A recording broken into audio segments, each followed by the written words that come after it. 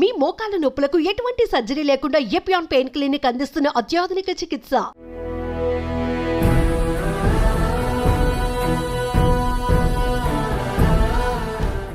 మనతో పాటు బ్రహ్మశ్రీ చాగంటి కోటేశ్వరరావు గారు ఉన్నారు.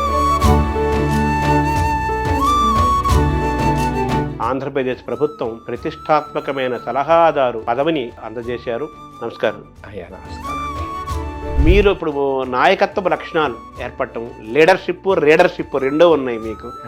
ఇవి ఎలా వచ్చాయి, ఎలా ఏర్పడ్డాయి? అలా ఏర్పడడానికి కారణం మాత్రం ఒక మంత్రి హోదాతో ఒక పదవి నాకు అనౌన్స్ చేశారు అనగానే ఆంధ్ర రాష్ట్ర ప్రభుత్వం ఏమనిపించింది సార్? ఫస్ట్ ఇందులో సంకుచిత దృష్టి వదిలిపెట్టాలండి.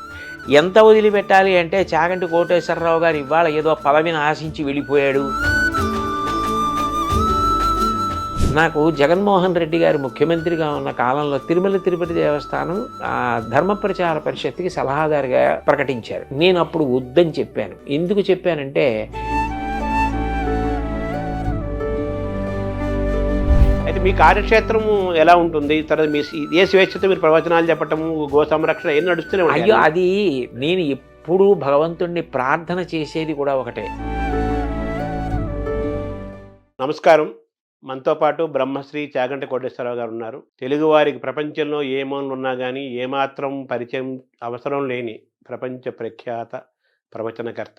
అటువంటి చాగంటి కోటేశ్వరరావు గారికి ఆంధ్రప్రదేశ్ ప్రభుత్వం ప్రతిష్టాత్మకమైన సలహాదారు అనే ఒక పదవిని తెలుగు భాషకు ఒక అలంకారంగా అందజేశారు. కేవలం చాగంటి కోటేశ్వరరావు గారికి ఇచ్చినదని మనం భావించకూడదు. తెలుగు జాతికి, సంస్కృతికి ప్రాతినిధ్యంగా వారి పేరును ఇచ్చినట్టుగా మనం భావిస్తూ వారితోటి ముచ్చటిద్దాము. అనేక విషయాలు తెలుసుకునే ప్రయత్నం చేద్దాం. నమస్కారం. అయ్యా నమస్కారం అండి. ముందుగా మీకు అభినందనలు. ఈ యొక్క క్యాబినెట్ హోదా స్థాయి, మంత్రి హోదా స్థాయి యొక్క ఈ పదవి మీకు రావటం, తద్వారా ముఖ్యంగా యువతకు, ఈరోజు తరం, రేపటి తరం, భవిష్యత్ తరాల యువతకు మార్గదర్శనం చేసేటట్లుగా ఒక మంచి పదవి రావటం ఒక గొప్ప అవకాశంగా తెలుగు వారందరూ భావిస్తున్నారు. మీలాంటి వారు 4 మంచి మాటలు చెప్పటం వల్ల, వినటం వల్ల ఒక శక్తివంతమైన భారతదేశం తయారవుతుంది. బంగారు భవిత భారతదేశానికి ఏర్పడుతున్న విశ్వాసం తెలుగు ప్రజల్లో కలిగింది.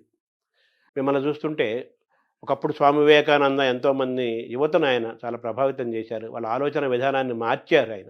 అలాగే మీరు ఏది మాట్లాడినా కానీ ఒక ఆలోచనాత్మకము, శక్తివంతము, ప్రభావశీలము ఇవన్నీ ఉంటూ అన్ని రకాల వాళ్ళు, అన్ని వయసుల వాళ్ళు, అన్ని రంగాల వారు కూడా మీ ప్రవచనాలకి వాళ్ళు ఆకర్షణగా అవుతున్నారు.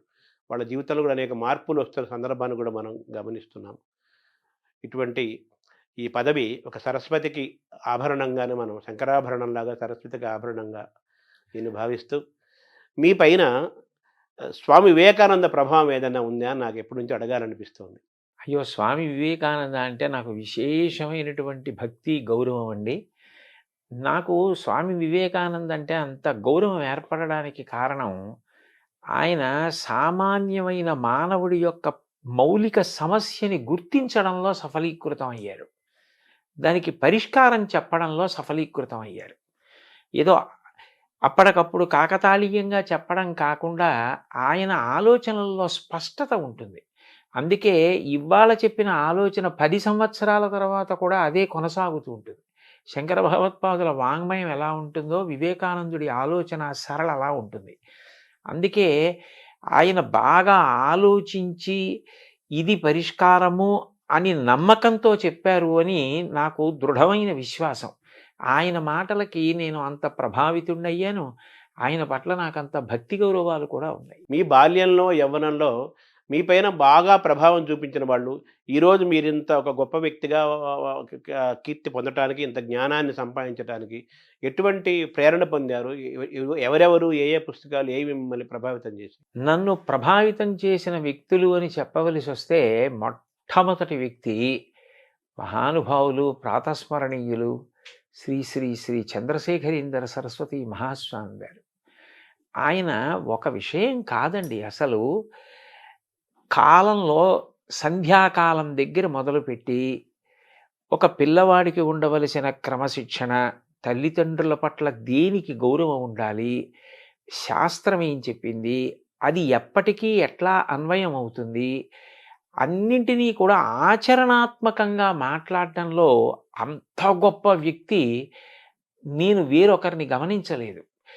అనేక విషయాలు మాట్లాడతారు. కానీ నేను వ్యక్తిగతంగా గమనించింది ఏంటంటే, చంద్రశేఖరేంద్ర సరస్వతి మహాస్వామి వారు ఒక సామాన్య గృహిణి కర్తవ్యం దగ్గర నుంచి, ఒక మహావిద్వాంసుడి కర్తవ్యం వరకు, సమాజ నిర్మాణంలో పరిపాలకుల దగ్గర నుంచి విద్యార్థుల వరకు ఆయన స్పృశించని విషయాలు లేవు. ఆయన అనుగ్రహ భాషణాలు నన్ను బాగా ప్రభావితుణ్ణి చేశాయి. ఆ పైన మా గురువుగారు రామాయణ, భారత, భాగవతాది గ్రంథాల గురించి మాట్లాడేటప్పుడు వారు పరవశంతో చెప్పినటువంటి కొన్ని మాటలు నన్ను ఆ ఇతిహాసాలు, కావ్యాలు, పురాణాల వైపుకి బాగా ఆకర్షితుణ్ణి అయ్యేటట్లుగా చేశాయి. వీళ్ళు నన్ను బాగా ప్రభావితం చేసిన వ్యక్తులు. ఇందులో ఒకరిని నేను చూడలేదు. ఆశ్చర్యం. నాకే ఎంత విచిత్రంగా ఉంటుందంటే, నేనెప్పుడూ మహాస్వామి వారిని చూడలేదు భౌతికంగా. అంటే పచ్చి అబద్ధం. నువ్వు అబద్ధం ఆడుతున్నావని నాకు అనిపిస్తుంది. కానీ సత్యం నేను దర్శనం చేయలేదండి అసలు. కానీ అనుక్షణం వారు నాతో ఉన్నారన్న భావన, అనుక్షణం నేను ఏది చేసినా నాకు తెలియకుండానే జీవితంలో ఏది అలవాటైపోయిందంటే, ఇది స్వామివారు అంగీకరిస్తారా? నేను ఇలా చేశానని తెలిస్తే ఇంకేమైనా ఉందా అని ఒక ఆరోగ్యవంతమైన భయం నాకు ఏర్పడడానికి ఆయన కారణం అయ్యారు. నాకు తెలియకుండా నేను ఆయనకి జవాబుదారీ అయిపోయాను ఏమిటో. అందుకని నేను చేసే ప్రతి పని మీద, నేను మాట్లాడే మాటల మీద ఆయన ప్రభావం చాలా ఎక్కువ ఉంటుంది. 2 మా గురువుగారి ఆశీర్వచనం, ఆయన పాదాలు, ఆయన నా పట్ల చూపించిన ప్రేమ, ఆయన ఆర్తి, ఆయన నాకు చెప్పిన మాటలు, అవి నాకు ఎప్పుడూ జ్ఞాపకానికి వస్తుంటాయి. వీళ్ళిద్దరూ నన్ను బాగా ప్రభావితం చేసిన వ్యక్తులండి. అంటే మీరు మామూలుగా మీ చిన్న వయసులో, బాల్యంలోనూ, యవ్వనంలోనూ ఆ వయసులో మీకు చంద్రశేఖరేంద్ర స్వామి కనెక్ట్ అవ్వటం అనేది, మీ జీవితంలో ప్రవేశించడం అనేది ఒక ఆశ్చర్యము, ఆనందకరమైన అంశంగా అది ఎలా జరిగింది? ఆ చంద్రశేఖరేంద్ర సరస్వతి మహాస్వామి వారు నా జీవితంలోకి ప్రవేశించడం అన్న మాటని అన్వయం చేయవలసి వస్తే, నేను మొట్టమొదటిసారి ఏదో ఒక పాత కాగితం, బహుశా ఇంటికి తీసుకొచ్చిన ఏ పప్పు పొట్లాలకు ఆ రోజుల్లో పాత కాగితాల్లో కట్టేవారండి. అటువంటి కాగితం మీద నేను ఆయన చేసినటువంటి ఒక అనుగ్రహ భాషణం ఉన్న కాగితం చదివాను. దాని మీద ఆయన బొమ్మ ఉంది. నాకు అది ఎంత ప్రభావితుణ్ణి చేసిందంటే, నాకు చాలా ఆశ్చర్యం వేసింది. ఆయన భజగోవింద శ్లోకాల్లో ఒక శ్లోకం గురించి మాట్లాడింది. అది మొట్టమొదట నన్ను అసలు భజగోవిందం అంటే ఏమిటి, ఆ శ్లోకాలు ఏమిటి, అవి ఏమిటో వినాలి, అవి ఏమిటో చదవాలి అని అనురక్తి కలిగింది. అట్లా అనుకోకుండా నన్ను అటు తిప్పిన వ్యక్తి ఆయన. కానీ అప్పటికి ఆయన ఉన్నారు. కానీ నాకు చిన్నతనం. నేను ఆ 10వ తరగతి అవి చదువుతున్న రోజులు. ఆ రోజుల్లో కంచి వెడదాం, కామకోటి పీఠానికి వెడదాం, పీఠాధిపతి దర్శనం చేద్దాం, అటువంటి ఆలోచనలు వచ్చే అవకాశం కాదు. అలా ఇంట్లో మాట్లాడే అవకాశాలు అవి ఉండేవి కావు. అందుకని నేను దర్శనం చేయడానికి అవకాశం లేదు. కానీ చాలా ఆశ్చర్యకరంగా నేను అట్లా ప్రభావితున్నై క్రమక్రమంగా ఆయన పట్ల ఆకర్షితున్నయ్యానండి. మీ మాటల్లో తప్పనిసరిగా వచ్చే పేర్లు, 2 పేర్లు ప్రధానంగా ఉంటాయి. ఒకటి ఆదిశంకరాచార్యులు, 2 చంద్రశేఖరేంద్ర సరస్వతి స్వామి. వారు ఆధ్యాత్మిక మార్గంలో ప్రయాణం చేశారు. వాళ్ళు బ్రహ్మచారులుగా చేశారు. సాక్షాత్ పీఠాధిపతి అయ్యారు. స్వామి వివేకానంద పీఠాధిపతి కాకపోయినా అటువంటి జ్ఞాన పీఠాధిపతి స్వామి వివేకానంద. అటువంటి ప్రయాణం వారిది. మరి మీరు మామూలుగా గృహస్థాశ్రమంకి వచ్చారు, చదువుకున్నారు, ఉద్యోగం చేశారు. మీకు ఎప్పుడు అటువంటి వైరాగ్య భావన కలగలేదా? కలగకపోవడానికి కారణం ఏమిటంటే, స్వామివారు అనేక అనుగ్రహ భాషణాల్లో కర్తవ్యం గురించి మాట్లాడేవారు. ధర్మము, కర్తవ్యము ఈ 2 కూడా అభేదం. నువ్వు ఏది చెయ్యాలో అది చెయ్యడమే ధర్మం, అదే కర్తవ్యం. అది ఆశ్రమం మీద ఆధారపడుతుంది. బ్రహ్మచారి తన ఆశ్రమాన్ని బట్టి కర్తవ్యం చేయాలి. గృహస్థాశ్రమ కర్తవ్యం చేయాలి. వానప్రస్థు ఆశ్రమ కర్తవ్యం చేయాలి. ఎవరి కర్తవ్యాన్ని వారు నిర్వర్తిస్తే ఆ ఆశ్రమం వారి ఉద్ధరణకి హేతు అవుతుంది తప్ప, ఖచ్చితంగా ఈ ఆశ్రమం కన్నా ఈ ఆశ్రమంలో ఉంటేనే తరిస్తారని భావించనవసరం లేదు.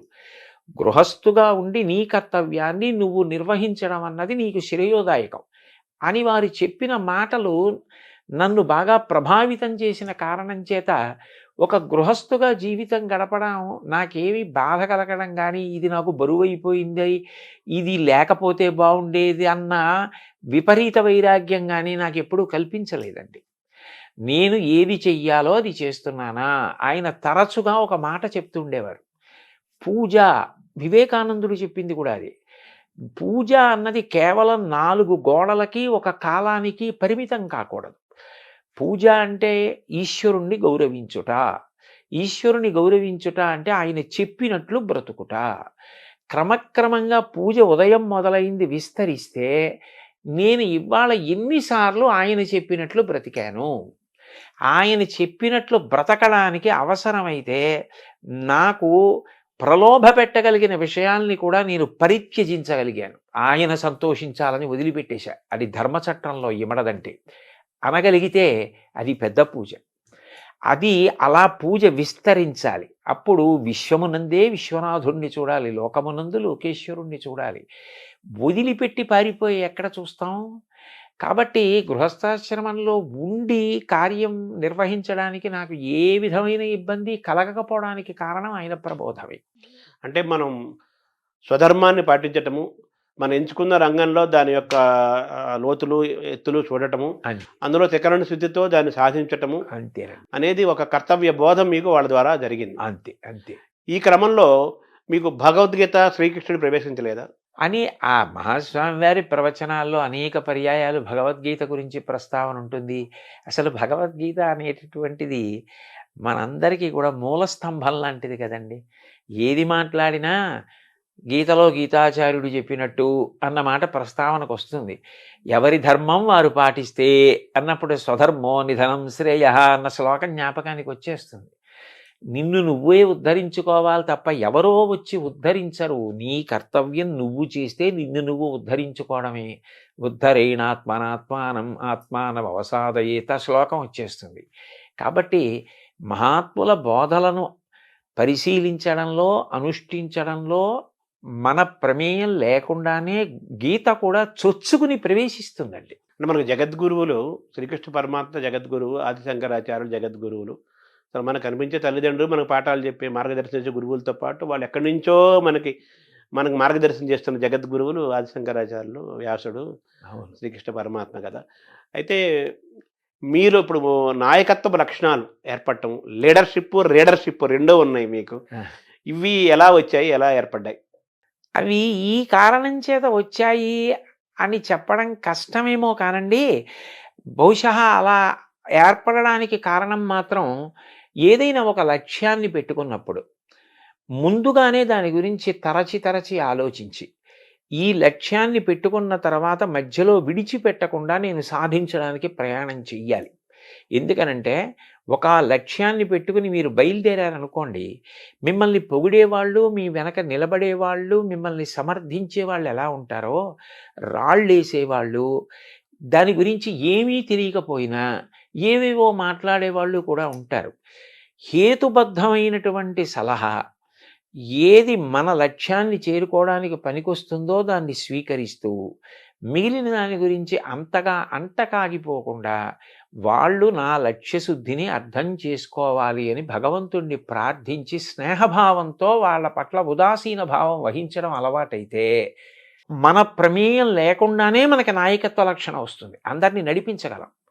లేకపోతే ఏమవుతుందంటేనండి, ముందు పొగిడితే పొంగిపోవడం, ఎవరో తెగిడారని కుంగిపోవడం అలవాటైపోయిన వాడు తానే ఉద్ధాన పతనాల్లో పడిపోతే వెనక ఎవరిని నడిపించగలడు?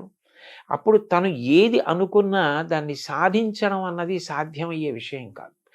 మీకు నేను ఈ విషయంలో కొద్దిగా చొరవ తీసుకుని నన్ను నేను పొగుడుకోవడానికి కాదు, ఒక్క విషయం చెప్తాను. నేను మహాస్వామి వారి అనుగ్రహ భాషణాలు చాలా చదివా.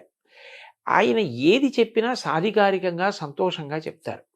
ఒక్కసారి ఆయన గోమాత గురించి చేసిన అనుగ్రహ భాషణంలో, ఒక పీఠాధిపతిగా గో సంరక్షణ కొరకు నేను చెయ్యవలసినంత చేయలేకపోయానేమో అని నాకు బాధ కలుగుతూ ఉంటుంది అన్న మాట నేను చదివాను. నాకు చాలా బాధ కలిగింది. అంటే ఆయనకి ఇంకా గో సంరక్షణ విషయంలో తగినంత చేయలేకపోయానన్న బాధ ఉంది.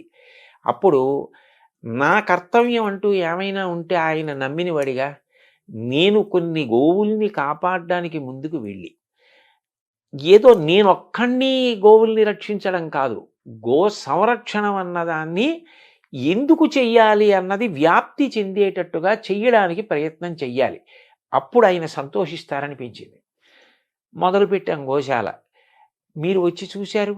అది ఇవాళ అంత గొప్పగా నడుస్తూ ప్రతిరోజు 2 పూటల 60-70 మంది కార్యకర్తలు వచ్చి స్వచ్ఛందంగా పనిచేసి అంత సంతోషంగా అక్కడ కార్యం జరుగుతోంది అంటే ముందు నమ్మకం ఉండాలి. మొదలుపెట్టిన తర్వాత ఎన్నో విమర్శలు వచ్చాయి. వెనక్కి లాగేవాళ్ళు వచ్చారు, ముందుకు తోసేవాళ్ళు వచ్చారు. ముందుకు తోస్తే పడిపోకుండా, వెనక్కి లాగితే తూలిపోకుండా నిభాయించుకుని పెద్దాయన చెప్పిన మాట మనకుందన్న నమ్మకంతో వెళ్ళిపోవడంలోనే లక్ష్యశుద్ధి. అక్కడ నాయకత్వం తయారవుతుందండి.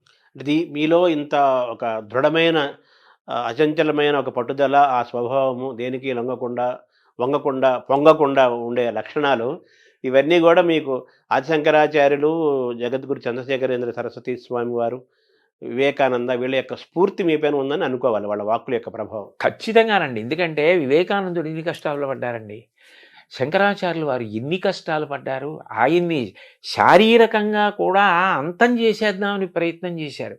ఎవరి మీద ఆయన శత్రుభావన పెట్టుకోవాలి. అందరితో మాట్లాడారు, అందరినీ మిత్రుల్ని చేసుకున్నారు. చివరికి 32 ఏళ్ళు పూర్తయ్యేటప్పటికీ అందరూ ఆయన మార్గంతో ప్రేమతో కలిసి నడిచారు. ఆయన మీద ఒక కాపాలికుడు మంత్రప్రయోగం చేశాడు.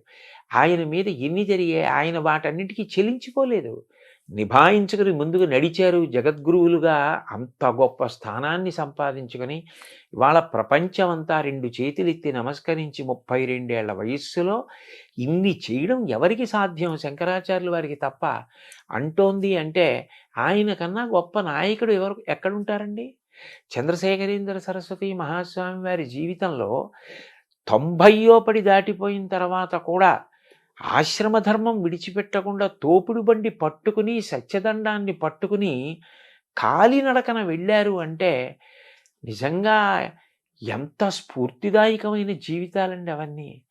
ఎంత నిబద్ధతతో ఆశయాలకి ఎలా కట్టుబడ్డారు. వారిని విమర్శించిన వారు ఉన్నారు ఆయన కాలంలో. ఈ వాదం తప్పు, భగవంతుడు ఏమిటి, భక్తి ఏమిటన్న వాళ్ళు ఉన్నారు. కానీ ఆయన నమ్మినదేదో దాన్ని ఆయన అలా ఆదరించారు. అన్నిటికన్నా విశేషం ఏంటంటే ఇతరులను కూడా అంత గౌరవించారు. ఏదో తన భావానికి వ్యతిరేకించిన వాళ్ళని ఆయన ఎప్పుడు విమర్శించడం కానీ తక్కువ చేయడం కానీ చేయలేదు. నాకు మహాస్వామి వారిలో చాలా నచ్చే విషయం ఏమిటంటే ఒకసారి నాస్తికుల గురించి ఆయన మాట్లాడారు. ఆయన అన్నారు, భగవంతుడు ఉన్నాడు అని నమ్ముతున్నానని చెప్పి పాపం చేసేవాడి కన్నా లేడు అని చెప్పి లేడన్న భావనతో బతికేవాడు ఒక మెట్టు పైనున్నవాడే కదా. ఎంత గొప్ప స్పష్టత అండి. మనకంటే వాడు ఎక్కువ ఆలోచించాడని స్పష్టతే కదా. ఆయన సిద్ధాంతానికి కట్టుబడ్డాడు. ఆయన నీ సిద్ధాంతానికి నువ్వు ఎక్కడ కట్టుబడ్డావు? ఉన్నాడు అంటున్నావు. ఉన్నాడు అని అంటున్నప్పుడు ఉన్నాడన్నవాడి పట్ల భక్తి భయాలతో నువ్వు అట్లాగే గౌరవంగా బ్రతకాలి. మరి నువ్వు పాపం వైపు అందుకు అనురక్తుడవుతున్నావు. అలా అవ్వకూడదు కదా అని ఇటువైపున ప్రబోధము చేస్తూ అటువైపు ఒక సిద్ధాంతానికి నమ్మితే కట్టుబడ్డం అన్నది ఏదైనా కూడా అది వాళ్ళ గొప్పతనము అని చెప్పి పొగుడుతూ మాట్లాడడం నిజంగా ఆయన సామరస్యానికి, ఆయన మంచితనానికి, అవగాహనకి ఎంత మంచి ఉదాహరణ అండి. ఇప్పుడు మీరు చంద్రశేఖర సరస్వామి అని చెప్పి ఆదిశంకరాచార్యులు కూడా ఆ సీతాచలము కాలినడక నడిచి అనేక పీఠాలు స్థాపించి ఎంతో జ్ఞానాన్ని మనకు పంచి 1,00,000 మంది కలిసి కొన్ని వేల సంవత్సరాలు చేయని పని ఒక్కడు చేశాడు కదా. అవునండి. ఆయన ప్రభావం చంద్రశేఖర సరస్వతి స్వామి మీద తప్పనిసరిగా ఉంటుంది కదా. ఖచ్చితంగా వారందరి ప్రభావం మీ పైన ఉంది. అవునండి. అంతే కదా. తర్వాత మామూలుగా ఇప్పుడు వ్యక్తిత్వ వికాసం అని, పర్సనాలిటీ డెవలప్మెంట్ అనే మాటలు మనం సహజంగా వింటున్నాం. మన భారతదేశంలో మనకి చాలా జ్ఞానాన్ని ఇచ్చి వెళ్ళారు. ఇది యోగ భూమి, జ్ఞాన భూమి అంటారు కదా. అయినప్పటికీ ఇంకా మనం వికాసం చెందలేదు. ఇంకా పిల్లలకి, యువతకి వ్యక్తిత్వ వికాసం జరగాలి అనే ఒక ఆలోచనలో ఉంటున్నాం కదా. దీన్ని ఎలా చూస్తున్నారు? అంటే నేను అనేది ఏమిటంటేనండి, కాలంలో అనేక మార్పులు వచ్చాయి. నేను చదువుకునే రోజుల్లో దృష్టిని అన్య విషయాల వైపుకి లాగేసే విషయాలు చాలా తక్కువ. కాబట్టి చదువుకోవడం మీద, క్రమశిక్షణగా ఉండడం మీద అవకాశాలు ఎక్కువ ఉండేవి. ఇప్పుడు రాను రాను రాను రాను ఏమైపోయిందంటే, ఇది అందవచ్చా, ఇది అందకూడదా అన్న దానితో సంబంధం లేకుండా అందరికీ అన్నీ అందుబాటులో ఉన్నాయి. అప్పుడు దానికి విరుగుడు ఒకటే ఉంటుంది, స్వీయ నియంత్రణ. ఎవరికి వారే ఇది నాకు ఇప్పుడు అనవసరం, నేను దాని జోలికి వెళ్ళకూడదు. అది నాకు అందుబాటులో ఉండొచ్చు, అది వేరు విషయం. అది అందుబాటులో ఉందని దాని జోలికి నేను వెళ్ళకూడదు అని నియంత్రించుకుంటే తప్ప విద్యార్థి తాను చేయవలసిన పని తాను చేసి కుటుంబాన్ని రేపొద్దున్న ఆదుకోవాలి, పెద్దవాడై దేశ గౌరవాన్ని నిలబెట్టాలి. స్వీయ నియంత్రణ పిల్లవాడికి బాగా అర్థం అవ్వాలి అంటే పాఠ్యాంశాలతో పాటుగా దాని అవసరం. అట్లా ఎవరెవరు నియంత్రించుకుంటే మహాపురుషులు కాగలిగారు, ఎక్కడ వాళ్ళు జారిపోలేదు అన్న విషయాన్ని చెప్పడం మన కర్తవ్యం అండి. అది మనం చెప్పగలిగితే వాళ్ళు ప్రతిదాన్ని పనికొచ్చేటట్టుగా ఉపయోగించుకుంటారు. అట్లా ఉపయోగించుకున్నాడు అనుకోండి, చక్కగా వాళ్ళు వృద్ధిలోకి వస్తారు, దేశానికి పేరు ప్రఖ్యాతులు వస్తాయి, తల్లిదండ్రులు సంతోషంగా ఉంటారు. నేను 2 పిల్లల్ని పెంచాను, పెద్ద చేశాను, చదివించాను, ఇప్పుడు మనవలు చదువుకుంటున్నారు. ఒకటి తాతగారి స్థాయికి వచ్చేసాను కాబట్టి ఆ అనుభవం ఉంది. 2 కొన్ని వేల ఆధ్యాత్మిక ప్రవచనాలు చేశా.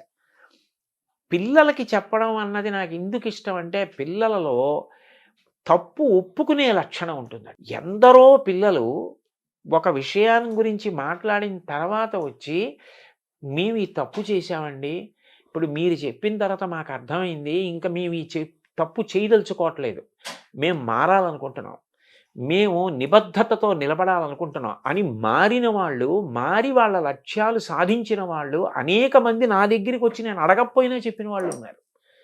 అంటే పిల్లల్లో మార్పుకి ఒక మాట కారణం అవుతోంది కదా.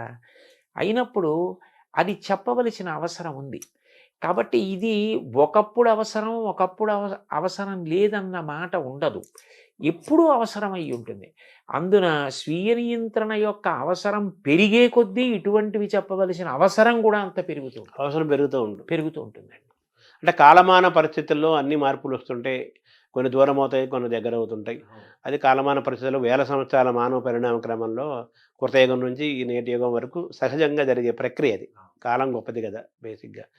అయితే ఇప్పుడున్న వాతావరణంలో, ఇప్పుడున్న ఈ టెక్నాలజీ, మొబైల్ ఫోన్లు, ఇంటర్నెట్లు, సినిమాలు, మీరు అన్నట్టుగానే మనల్ని ఆకర్షించే అంశాలు చాలా ఉన్నాయి యూత్ని, పిల్లల్ని.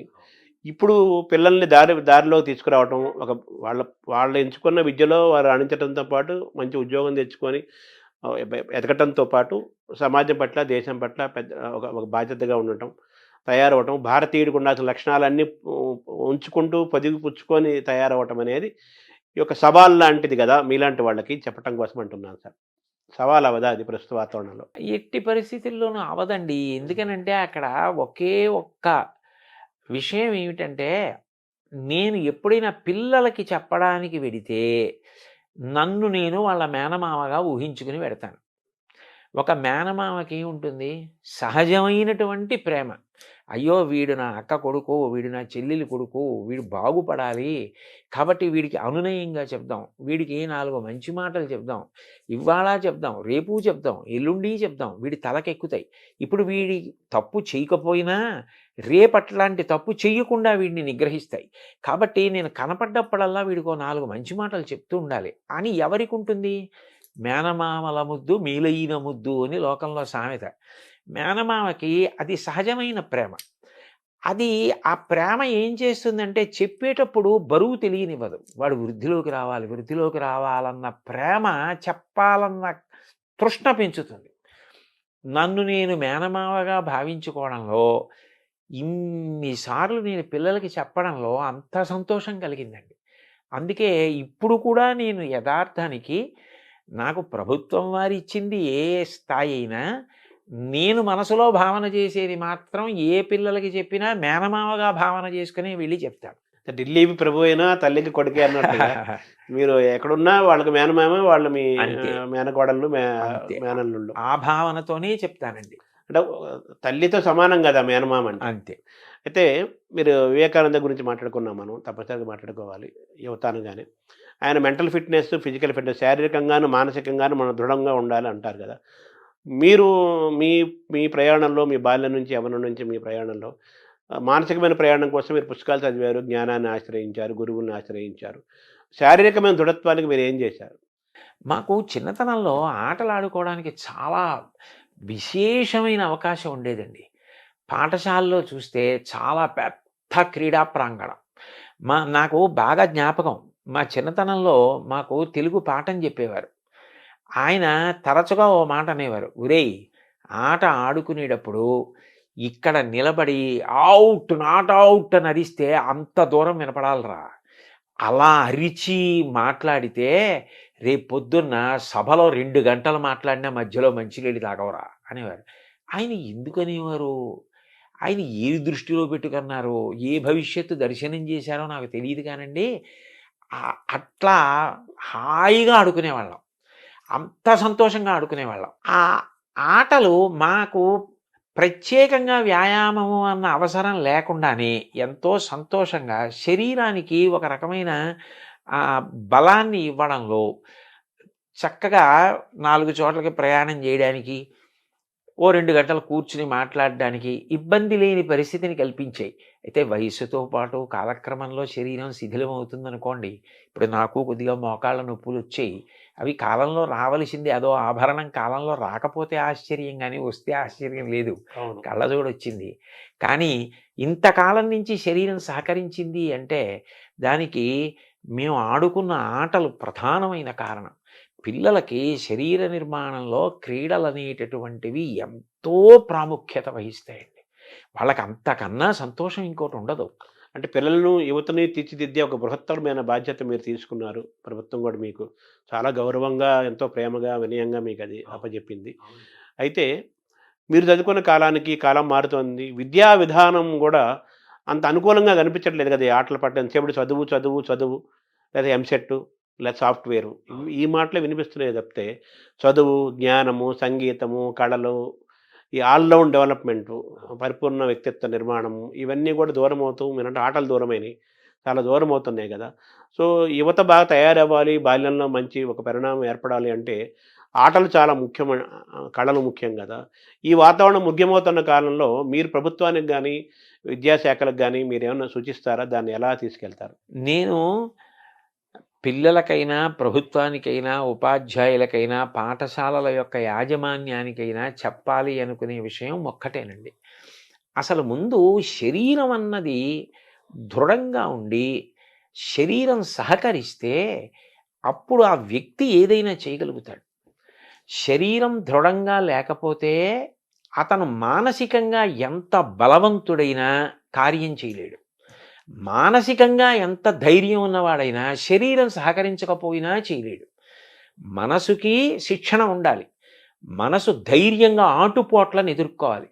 శరీరం కార్యం చేయడానికి ఆరోగ్యవంతంగా సహకరించాలి. శరీరం సహకరించాలంటే 2 ఉండాలి.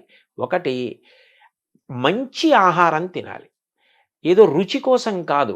ఆహారం అనేది శరీర నిర్మాణానికి పనికొచ్చేదై ఉండాలి. అటువంటి ఆహారం తినడం మీద ఆభిముఖ్యం ఉండాలి. 2, వ్యాయామం లేకపోతే సంధిబంధాలు సడలిపోతాయి. అవి రేపొద్దున్న ఉపయోగపడవండి. ఓ 2 మైళ్ళు నడవవలసి వస్తే నడవలేరు, ప్రయాణం చేయలేరు, ఎండలో నిలబడవలసి వస్తే నిలబడలేరు. అట్లా ఉండకూడదు. శరీరం రాటు పోటు తట్టుకుని సహకరించేదై ఉండాలి. అట్లా లేకపోతే వాడు ఎంత చదువుకొనివ్వండి, వాడు చాలా పెద్ద ఇంజనీర్ అయ్యాడండి, అయితే మాత్రం అతని ఎండలో ఒక అరగంట నించోలేకపోతే, ఓ 4 మైళ్ళ దూరం ఒక పూటంతా తిరగలేకపోతే అతను ఎలా ఈ కార్యాన్ని సాధించగలుగుతాడు? మోక్షగుండం విశ్వేశ్వరయ్య గారు అంత వృద్ధుడైపోయిన తర్వాత కూడా ప్రధానమంత్రి అడిగారు అని చెప్పి విమానం ఎక్కి చాలా తక్కువ ఎత్తులో గంగానది అవన్నీ పరివాహక ప్రాంతాలన్నీ పరిశీలించి ఆనకట్టల నిర్మాణానికి సూచనలు చేశారు. అంత నియమబద్ధంగా, అంత ఆరోగ్యంగా ఉండేవారు. దానికి పూర్వం ఉన్న పెద్దలందరూ పాటించిన ఆహారం, వ్యాయామం ఈ 2 చాలా అవసరం. అవి ఎంత అవసరమో మానసికంగా మనిషి ఏదైనా కష్టం వచ్చినప్పుడు తట్టుకోవడానికి సిద్ధంగా ఉండాలి. ఎందుకనంటే ఎప్పుడూ మనం అనుకున్నట్టు జరిగితే ఆశ్చర్యం ఏముంటుందండి? లోకంలో అన్నీ మనం అనుకున్నట్టు జరగవు. ఒక్కొక్కసారి మనం ఒకటి అనుకుంటాం, అది జరగదు. చతికిల పడకూడదు. ధైర్యంగా ముందుకెళ్ళాలి. దానికి పిల్లలకి మానసికంగా ఉత్సాహం కల్పించాలి.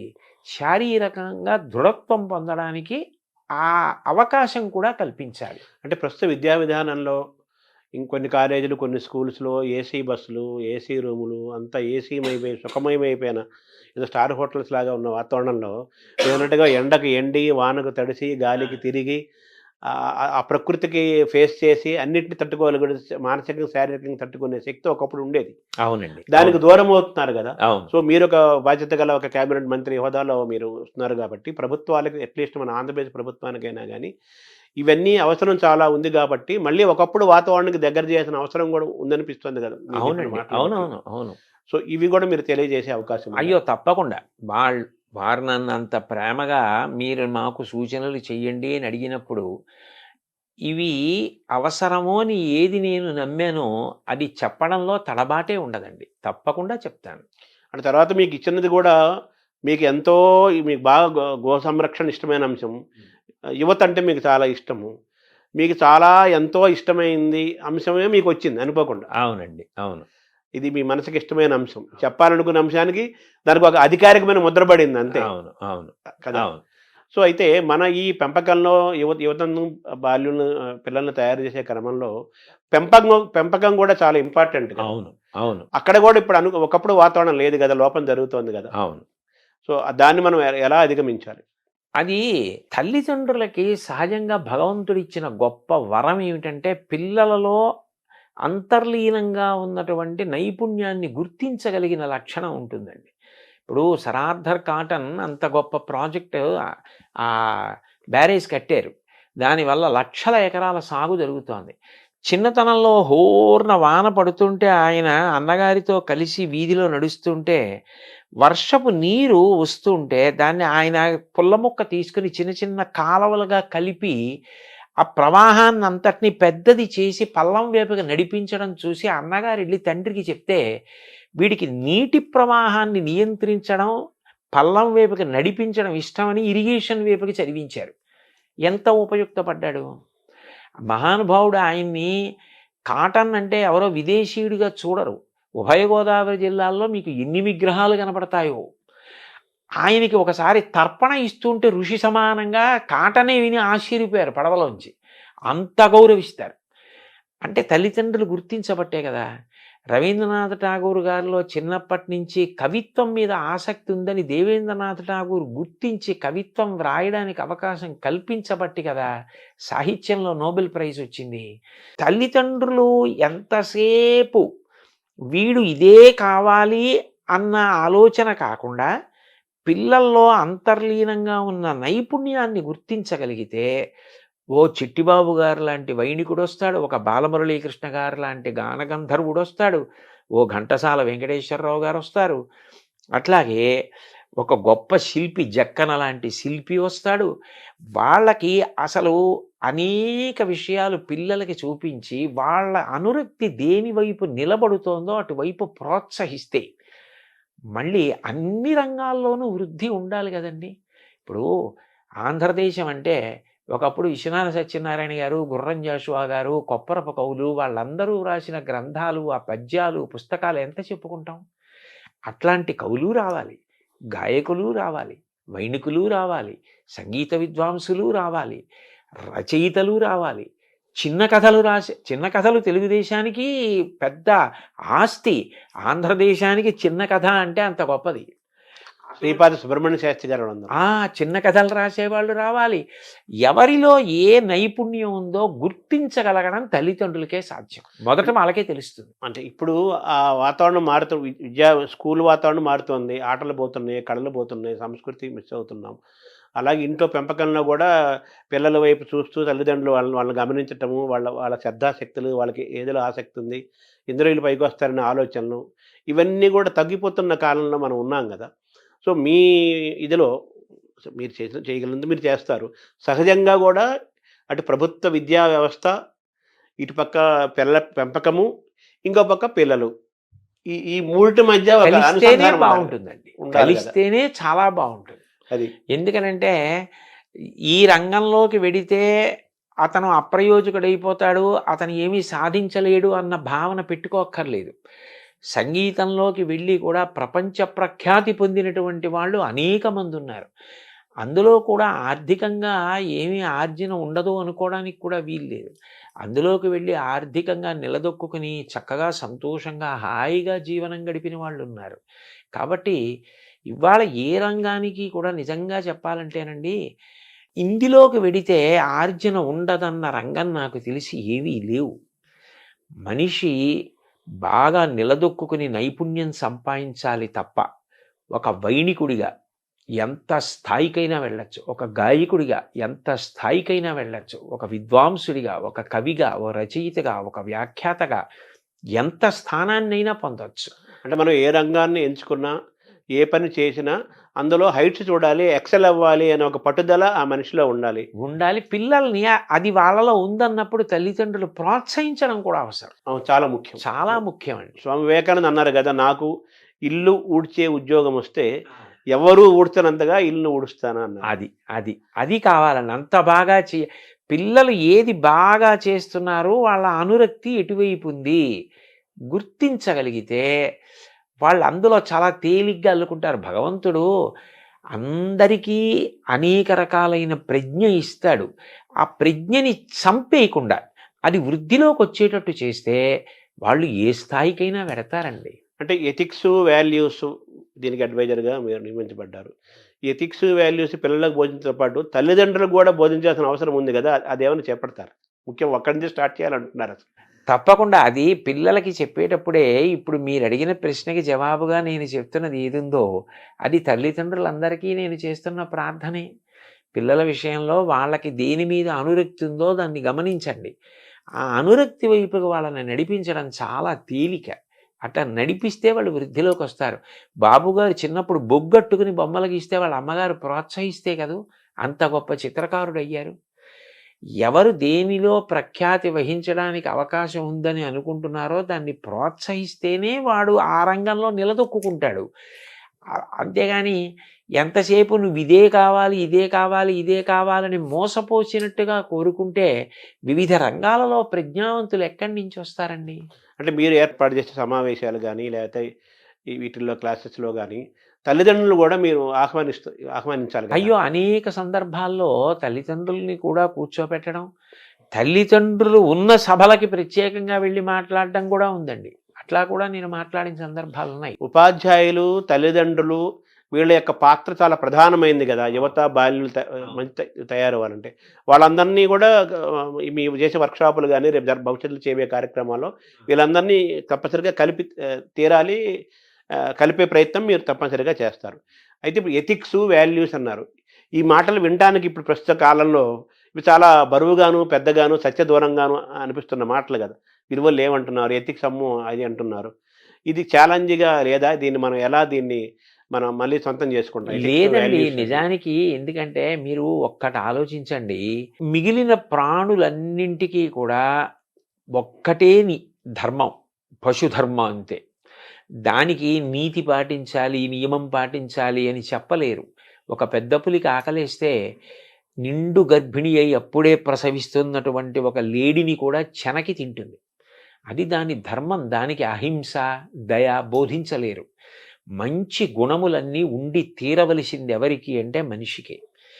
మీరు ఒక్కటి ఆలోచించండి, నీతి అన్నది ఒక్కటి విడిచిపెట్టేస్తే ఎవరికీ భద్రత ఉండదు. ఎందుకనంటే ఏ క్షణాన ఎవరు ఎవరిని కాటేస్తారో, ఎవరు ఎవరిని మోసం చేస్తారో తెలియని పరిస్థితి ఉంటుంది.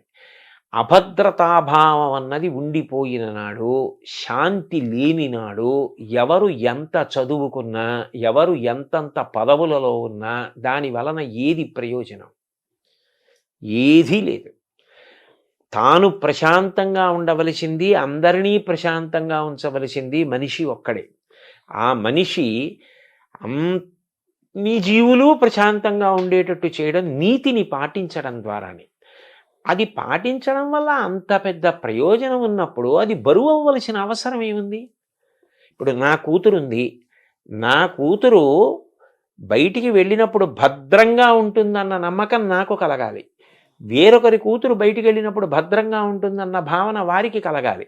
అప్పుడు వారి కూతురి విషయంలో నేను మర్యాదగా ప్రవర్తించాలి. నా కూతురి విషయంలో వారు మర్యాదగా ప్రవర్తించాలి. ఎవరు మర్యాదగా ప్రవర్తించకపోయినా శాంతి లేదు. ఆ నియమపాలనం చేసి నీతిని పాటించవలసిన వాడు మనిషి ఒక్కడే. ఎందుకనంటే ఒక ప్రాణి వేరొక ప్రాణి యొక్క విభూతిని వాడుకోదు. మహా అయితే ఆహారం కోసం తింటుందంతే.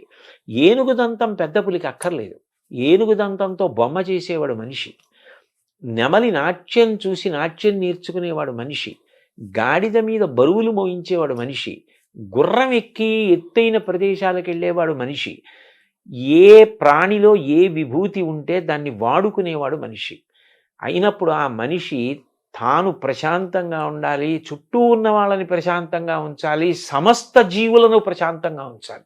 మనిషి కట్టు తప్పాడనుకోండి, అతని ఒక్కడితో పోదండి. ఏటికి వరదొస్తే ఒక ఊరికి ప్రమాదం, సముద్రానికి ఉప్పెనొస్తే పెను ప్రమాదం. అంటే ఈ జీవ వైవిధ్యము, బయోడైవర్సిటీ అని మనం ఈరోజు ఇబ్బంది పడుతున్నాం కదా, దానికి మనిషి యొక్క మితిమీరిన స్వార్థము ఒక కారణం కదా. అందుకే ప్రతి విషయంలోనూ ఆ నీతి, స్వీయ నియంత్రణ చాలా అవసరం. సముద్రం నేను చిలీలి కట్ట దాటను అని ఓ నియమం పెట్టుకుని చేతకాని దానిలా కెరటం అక్కడ వరకు వచ్చి వెనక్కి ఎడుతోంది.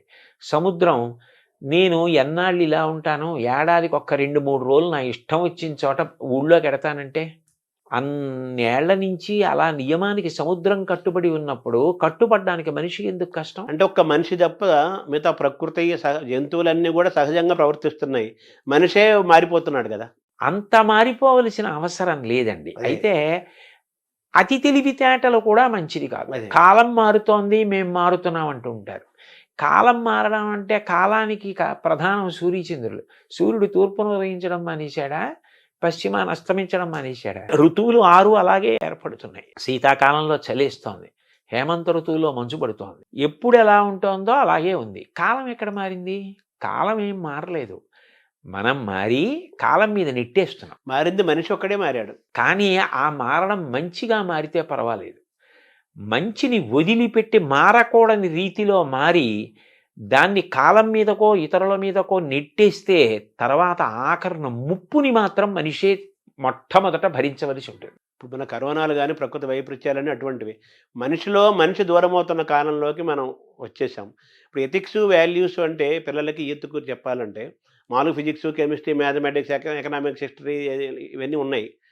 ఇవి మరి మన మన పాఠ్యాంశాల్లో తగ్గిపోతున్నాయి కదా. ఒకటి పెద్ద బాల శిక్ష అవన్నీ ఉండేవి, శతకాలు ఉండేవి. మనం తెలుగు వరకు మనం మాట్లాడుకుంటే, ఆంధ్రప్రదేశ్లో మాట్లాడుకుంటే అవి కూడా విద్యా విధానంలో సిలబస్లో తీసుకురావాల్సిన అవసరం కూడా ఉంది కదా. అవి తప్పకుండానండి. ఎందుకనంటే ఏదైనా ఒకటి జ్ఞాపకం ఉండాలి అంటే మీకు పద్యం కన్నా తేలిక మార్గం ఇంకోటి ఉండదు. ఛందోబద్ధమైన పద్యం 4 మాటలు చదివితే జ్ఞాపకం ఉంటుంది. ఇప్పుడు మీరు నైతిక విలువల గురించో లేకపోతే వాళ్ళు జీవితంలో పాటించవలసిన మౌలికమైన నీతి గురించో మీరు ఎంత ప్రసంగం చేసినా అప్పటికి వాళ్ళు పట్టుకున్న కాలక్రమంలో అది విస్మృతికి గురైపోతుంది. ఒక పద్యం అనుకోండి, వాళ్ళకి ధారణలో ఉంటే వాళ్ళు ఎప్పుడు ఏ సందర్భాన్ని ఎదుర్కోవలసి వచ్చినప్పుడు పద్యం స్ఫురణకొస్తుంది. పద్యం స్ఫురణకొస్తే అందులో ప్రతిపాదింపబడిన విషయం గుర్తొచ్చి వాడు ఏది చెయ్యాలో ఏది చేయకూడదో నిర్ణయించుకుంటాడు. అందుకని అటువంటి పద్యాల సమాహారంగా కొంత పాఠ్యాంశంగా ఒక పాఠ్య ప్రణాళిక ఉండి తద్వారా ఈ నైతిక విలువలు పిల్లలు నేర్చుకోవడం అన్నదానికి అవకాశం కలిగితే బాగా స్పష్టత ఉంటుంది. పిల్లలు కూడా బాగా పట్టుకోగలుగుతారండి. వాళ్ళు ఊంచుకోగలుగుతారు, తెలుసుకోగలుగుతారు. అంటే ఇటువంటి విద్యా విధానం రావాల్సిన అవసరం ఉంది కదా. దాన్ని దూరం అవుతున్నాం కదా ప్రస్తుతం ఉన్న వాతావరణం. అది దిద్దుకోవడమేనండి. అదే దాన్ని దిద్దుకుని ఏది చేస్తే పిల్లలకి మంచి జరుగుతుందో అది చేస్తే సరిపోతుంది. తర్వాత గురు శిష్య పరంపర కూడా, గురు శిష్య సంబంధాలు అనేవి చాలా ముఖ్యమైనవి. ముఖ్యంగా పిల్లలకి, యూత్కి, వాళ్ళకి ముఖ్యమైనవి కదా. ఇప్పుడు గురు శిష్య సంబంధాలు అంత ఆరోగ్యకరంగా లేవు. గురువు అనే మాట చాలా పెద్ద సుదూరంగా వినపడుతున్న మాట. మనకు పాఠాలు చెప్పే టీచర్లు కనిపిస్తున్నారు, లెక్చరర్స్ కనిపిస్తున్నారు, ప్రొఫెసర్స్ కనిపిస్తున్నారు కానీ వాళ్ళ మార్గదర్శనం చేసే గురువు అనేవాడు పాఠాలు చెప్పిన వాళ్ళందరూ గురువులు అవ్వరు కదా. అవును. ఎవరైతే మార్గదర్శనం చేశాడో వాడు గురువు అవుతారు, మిగతా అంతా ఒక టీచర్లు, లెక్చరర్లు, ప్రొఫెసర్లు. గురువుల అవసరం ఈ జాతికి అవసరం ఉంది. నెక్స్ట్ ఒక ఉపాధ్యాయుడు, శిష్యుడు, విద్యార్థి, ఒక గురువు, ఒక విద్యార్థి మధ్య గురు శిష్య పరంపర సంబంధం చాలా గొప్పగా ఉండే కాలం నుంచి మనం వచ్చాం, ప్రయాణం చేశాం. ఇప్పుడు ఆరోగ్యక తల్లిదండ్రులు పిల్లల మధ్య ఎలాగే సంబంధాలు కొంచెం తగ్గుతున్నాయో, గురు శిష్య సంబంధాలు కూడా మారుతున్న క్రమంలో ఉన్నాం కదా. మీ బాధ్యతలో గురు శిష్య సంబంధాలు పెంచాల్సిన అవసరం కూడా ఉంది. ఆ పట్ల కూడా కృషి జరగాలి కదా. జరగాలి. ఎందుకనంటే పాఠం చెప్పడం వరకే నా కర్తవ్యం తప్ప నా వ్యక్తిగత జీవితం పిల్లల్ని ప్రభావితం చేయడానికి వీల్లేదని చెప్పడం సాధ్యం కాదు. ఎందుకనంటే మీరు చూడండి, ఇది నేను కొత్తగా ఏదో చెప్తున్నది కాదు. చిన్న పిల్లల్ని పాఠశాలకు పంపిస్తారు. వాళ్ళు పాఠశాల నుంచి వచ్చేసి ఓ తువ్వాలో, ఓ పొడుగైన బట్టో, ఓ చీరలా చుట్టుకుని, ఓ శుద్ధముక్క కట్టుకుని పాఠశాలలో టీచర్ గారు పిల్లల్ని ఎలా పిలుస్తారో అలా వాళ్ళు రకరకాల పేర్లతో పిలుస్తూ ఆ టీచర్ని అనుకరిస్తారు. బోర్డు మీద రాస్తున్నట్టు, ఏయ్ SIT down, don't make noise అని ఆ పిల్లలు ఎవరో ఉంటారు స్కూల్లో, ఏ హంసిని డోంట్ టాక్, అలా ఆ టీచర్లో పరకాయ ప్రవేశం చేసి వీళ్ళు టీచర్ని అనుకరిస్తూ ఇంట్లో టీచర్ ఆటను ఆడుకుంటారు. ఇంట్లో టీచర్ ఆట ఆడుకోని పిల్లలు నేను చూడాల, ప్రతి పిల్ల ఆడుతుంది. అంటే అంత తొందరగా చిన్నప్పటి నుంచి ప్రభావితం చేసేది ఎవరు అంటే పాఠం చెప్పేటటువంటి గురువు. గురువు వ్యక్తిగత జీవితం కూడా శిష్యుడి మీద అంత ప్రభావం చూపిస్తుంది. ఆయన నైతిక విలువలు, ఆయన మార్గదర్శనం చేసే విధానం, ఆయన ఉద్ధాన పతలాలు ఎదుర్కొన్న తీరు, ఆయన ఎలా విలువలకు కట్టుబడతాడు అన్నది పిల్లల్ని చాలా ప్రభావితం చేస్తుంది. అందుకని మనం ఏ వస్తువుని ముట్టుకుంటున్నాము అన్నదాన్ని బట్టి ముట్టుకుంటున్న వాడికి కూడా దానికి తగినటువంటి రీతిలో ఉండవలసిన అవసరం ఉంటుంది. అందుకని గురువులు కూడా పిల్లలు సక్రమంగా ప్రభావితులయ్యేటట్టుగా వ్యక్తిగత జీవితంలో క్రమశిక్షణ పాటించడం అవసరం అయి ఉంటుందండి. అంటే మీరు ఇందాక అన్నారు, పిల్లల్లోని ప్రతిభని, పిల్లల్లోని ఆసక్తిని గమనించే వాళ్ళ తల్లిదండ్రులు పిల్లల్ని వాచ్ చేస్తూ వాళ్ళలో ఉన్న ప్రతిభని గమనించి వాళ్ళు ఆ విధంగా అటువైపు తీసుకెళ్తే వాళ్ళు గొప్పవాళ్ళు అవుతారు. ఏ రంగమైనా కావచ్చు, సంగీతం కావచ్చు, సాహిత్యం కావచ్చు, మ్యాథమెటిక్స్ కావచ్చు. అలాగే గురువులు కూడా విద్యార్థిలోని ప్రతిభని గమనించి ప్రోత్సహించి మార్గదర్శనం చేసేవాడు. గురువు యొక్క పాత్ర కూడా చాలా గొప్పది కదా. చాలా గొప్పదండి. సో తల్లిదండ్రులకి ఎలాగైతే పెంపకము ఎలాగైతే మనం అనుకున్నామో వాళ్ళకు కూడా క్లాసులు చెప్పాలి, వాళ్ళకు కూడా మనం బోధించాలి, వాళ్ళలో కూడా మార్పు రావాలి అని అనుకుంటున్నాము. గురువులకు కూడా పాఠాలు చెప్పాల్సిన పరిస్థితిలోకి వచ్చేసింది కదా ఇప్పుడు. అవి కూడా చేపడతారా మీరు? అది కూడా అంటే నాకు తెలిసినంత వరకు గురువులు క్రమశిక్షణాయుతంగానే ఉంటారు. కాకపోతే వాళ్ళ యొక్క గొప్పతనాన్ని, వాళ్ళ యొక్క కర్తవ్యత నిష్టని వాళ్ళు సమాజ నిర్మాణంలో ఎంత కీలకమైన పాత్ర పోషిస్తున్నారు అన్నది వాళ్ళు ఒక్కసారి జ్ఞాపకం తెచ్చుకొని మేము ఇంత గొప్ప స్థితిలో ఉన్నాం, ఇంత గొప్ప ప్రభావితం చేయగలిగిన స్థితిని పొంది ఉన్నామని సంతోషించి పునరంకితం కావడానికి వాళ్ళకి కూడా అవసరమే. వాళ్ళతో కూడా మాట్లాడడం అన్నది అవసరమై ఉంటుంది. వాళ్ళకి కూడా 4 మంచి మాటలు, అయ్యా మీ వల్ల ఇంత ప్రభావితులు అవుతారు అని చెప్పవలసి ఉంటుందండి. తల్లిదండ్రులు, గురువులు, పిల్లలు అందరికీ మూకుమ్మడిగాను చెప్పాల్సిన అవసరం ఉంది, ఇండివిజువల్గాను చెప్పాల్సిన అవసరం చాలా ఉంటుందండి. అయితే ఒకప్పుడు టీచర్లు కానీ, లెక్చరర్స్ కానీ వాళ్ళ కెమిస్ట్రీయో, ఎకనామిక్సో, హిస్టరీయో, ఇంగ్లీష్ ఆ పాఠాలు ఎంత అవసరమో చెప్తూ అనేక మిగతా అంశాలు, జనరల్ నాలెడ్జి, కళలు, సంస్కృతి, చరిత్ర మిగతా అంశాలు కూడా చెప్తూ విద్యార్థిని అద్భుతంగా తీర్చిదిద్దే వాతావరణం ఉండేది. నేను మొన్నటి వరకు ఉండేది. ఇప్పుడు కూడా కొంతమంది అక్కడక్కడ ఉంటారు. వాళ్ళు కూడా తగ్గుతున్నారు కదా. సో మళ్ళీ ఆ పూర్వ సంస్కృతి మళ్ళీ వస్తే అది చాలా గొప్పగా ఉంటుందండి. అదే ఆ బహుముఖ ప్రజ్ఞ. ఒక పాఠం చెప్తూ అనుషంగికంగా అనేక విషయాల్ని దాంట్లో ప్రతిపాదించడం చేత విద్యార్థి చాలా ప్రభావితులవుతాడు. అయితే దానికి ఏమవుతుంది అంటే ఉపాధ్యాయుడు నిరంతరం చదవవలసి ఉంటుంది. అనేక విషయాలు తాను తెలుసుకుని నిన్న చెప్పిన పాఠాన్ని ఇవాళ చెప్పవలసి వస్తే నేను ఇంకా అంతకన్నా అందంగా చెప్పడానికి నేను సిద్ధపడాలన్న ఉత్సాహం ఉండాలి. అన్నిటికన్నా అవసరం ఏమిటంటే పాఠం చెప్పేటప్పుడే వాడికి ఆ వింటున్న పిల్లవాడికి క్రమశిక్షణ, తాను పొందుతున్న విద్య వలన సమాజ హితానికి ఉపయోగించాలి తప్ప అది స్వార్థానికి ఉపయోగించకూడదు అన్న ఒక పూనిక కలిగేటట్టుగా చెప్పవలసిన అవసరం ఉంటుందండి. అది చాలా అవసరం. ఎందుకనంటే మీరు చూడండి, ఒక్కొక్క తరగతి దాటుతూ వెళ్ళిపోతున్నాడు అనుకోండి, అతను ఒక పెద్ద పదవిని అధిష్ఠించడానికి సిద్ధపడిపోతున్నాడు. ఇప్పుడు ఆ చదువు అన్నది ఒకటే మీరు ఇచ్చేసి పంపించేశారనుకోండి, అప్పుడు అతను దాన్ని సమాజహితానికి వాడచ్చు, స్వప్రయోజనానికి వాడుకోవచ్చు. అట్లా కాకుండా దీని వలన నీకు అనంత విభూతి కలుగుతోంది, అనంత శక్తి, సామాన్యమైన శక్తి కాదు. దీన్ని నువ్వు సమాజపరం చేయాలి తప్ప దీన్ని నువ్వు స్వార్థానికి వాడుకోకూడదు అన్న విషయం పాఠంతో పాటుగా వెళ్ళిపోవాలి. వెళ్ళిపోతే అది హెచ్చరికగా, అది ఉపదేశంగా తీసుకుంటాడు. చూడండి, ఏష ఉపదేశ ఏష ఆదేశ అన్నట్టు ఉపదేశం ఉండాలి, ఆదేశం ఉండాలి. అందులోని రెండు ఉంటే వాడికి జీర్ణం అవుతుంది. నువ్వు ఇంత గొప్ప వైద్యుడివి అయ్యావు, సమాజ హితం ప్రధానం తప్ప నీవు సంపాదించుకోవడం ప్రధాన ప్రయోజనం కాకూడదు. సంపాదించుకోవద్దని ఎవ్వరనరు, కానీ ప్రధాన ప్రయోజనం కాకూడదు. ఒక ఇంజనీర్కి అంతే, ఒక టీచర్కి అంతే, ఒక ఉద్యోగికి అంతే. ఎంత గొప్ప స్థితికి వెడుతున్నాడో అంతగా సమాజ హితాన్ని చూడడం అలవాటు కావాలి. ఆ కోణం రావాలండి. ఈ ప్రయాణంలో జాతి నిర్మాణంలో, సంస్కృతి యొక్క పరిరక్షణలో, వికాసంలో భాష యొక్క పాత్ర, ప్రభావం దాని చాలా పెద్దది, గొప్పది, ముఖ్యమైనది కదా. ఇప్పుడు మనకు తెలుగు భాష దూరం అవుతుంది. మన విద్యా విధానంలో అంతా ఇంగ్లీష్ మీడియం వస్తుంది, తెలుగు దూరం అవుతుంది. సో తెలుగు భాషని నిలబెట్టుకోవటం, కాపాడుకోవటం చాలా ముఖ్యం కదా. అది కూడా చాలా బాధ్యతాయుతమైన అంశం కదా. దాన్ని ఎలా చూడాలి? అప్పుడు తెలుగుకి సంబంధించినంత వరకు ఏ నైతిక విలువలు, నీతి, నియమం, క్రమశిక్షణ ఇలాంటివి మీరు బోధించాలనుకుంటున్నారో అవి తెలుగులో చెప్పడం వల్లే బాగా మనిషిలోకి ప్రవేశించే అవకాశం ఉంటుంది. ఎందుకనంటే అది మాతృభాష కదండి. ఇప్పుడు ఆంగ్ల భాష వద్దు అని చెప్పడం కూడా సాధ్యం కాదు. కానీ రెండింటికి కూడా సమాన గౌరవం ఉండాలి. ఎందుకంటే ఇంగ్లీష్ అనేటటువంటిది భార్య, తెలుగు అన్నది తల్లి. ఒక వ్యక్తి సంతోషంగా ఎప్పుడు ఉంటాడు, ఇంటికి వచ్చేటప్పటికీ తల్లి తన భార్య హాయిగా కలిసిమెలిసి ఉన్నారనుకోండి, సుఖంగా ఉంటాడు. నీకు తల్లా భార్య అంటే ఏం చెప్తాడు? తల్లి ఉండాలి, భార్య ఉండాలి. ఇద్దరూ అన్యోన్యం ఎంతో ప్రేమగా ఉన్నప్పుడే ఆయన సంతోషంగా ఉంటాడు.